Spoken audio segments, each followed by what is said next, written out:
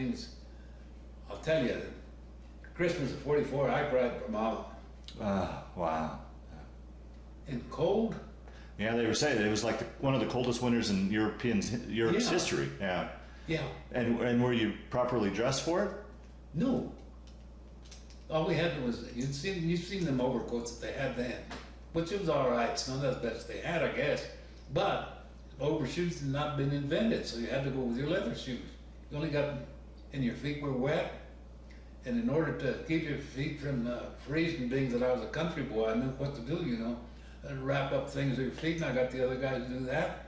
And I think that's the only thing that most of us survived is as a country boy, I knew that the bigger the groups, the more heat there was.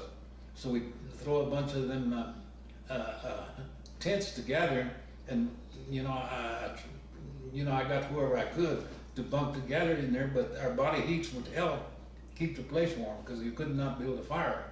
Because the Germans would give it anything to see you build a fire. Oh, right, yeah. Because that would have been the end of it. Yeah. It was something else, man. It was colder than you can imagine.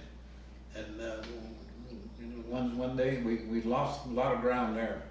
We ran into some of the real front guys coming back. We were going up there to help them, and they were coming back the other way. And I said, "Where are you guys going?" They said, "You're going to find out in a minute. You better follow us now." Really? Oh, geez. Not after a while, now. Oh man, and away we went. So we went a ways, and finally we stopped, and we was there for a while. And about that time, Battle of Bastogne hit, and the 101st drew that. And man, what a rough winter we had.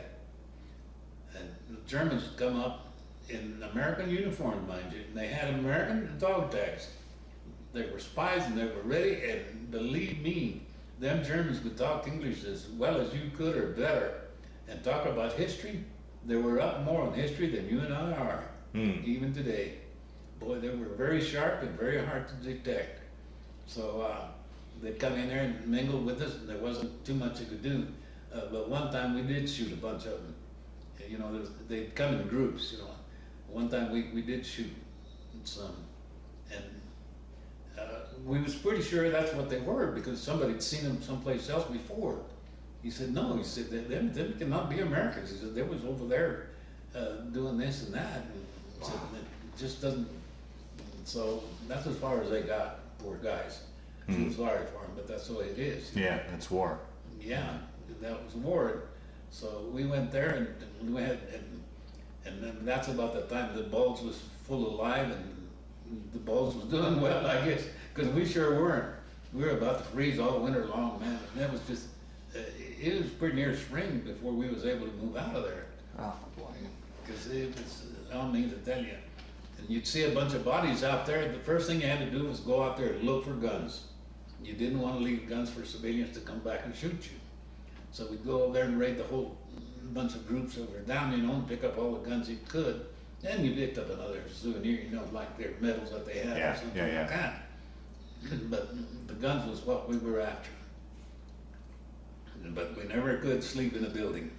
Well, that as you look back on that time, Mike, let's think about it. You're out in the elements in one of the coldest winters. You're living outside. You know, you probably weren't eating properly. You weren't sleeping properly. Hygiene was terrible. I mean, any one of those things would knock a man down, but you had all of them plus the stress of war on top of it. As you look back on that, how do you think you made it through that? I blame it on my training when I was a little kid. That my dad had trained me to survive the best I could with what I had. And that's what I blame it on. And we got into little groups, sort of. We didn't want to, because you turned around and one of your buddies was dead. Oh, it was unbelievable, you know. So you got to where you didn't make any buddies. Yes, you talked to them, you know, and you bundled together to survive.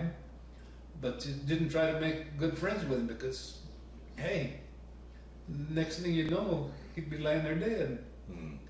And torn all to pieces. It was something else. And one day we was out there running, as we was doing our thing during the war, and running into this old boy. He was a kind of a heavy-set kid, And he was kneeling, he was down on his knees crying. He had both hands on his belly. His guts had been split open. So I laid him down, gave him first aid, and he survived. He wanted to know my address, where I was from, and he was a Colorado boy also. And he said, I'm going to look you up after the war if you survive. Well, I did survive, and he did look me up. So, but if you need an operation, don't ask me.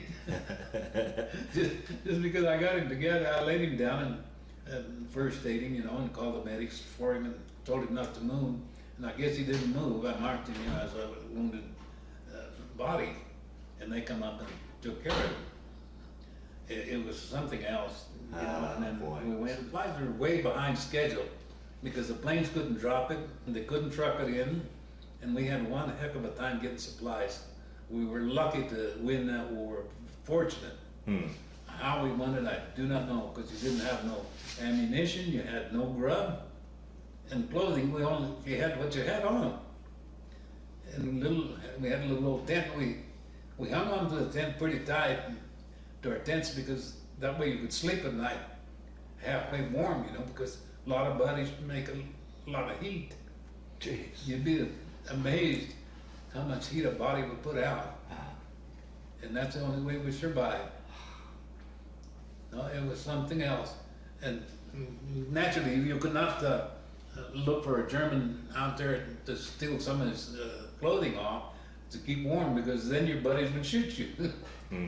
So you had to wait for an American, to find a dead American to steal his clothes.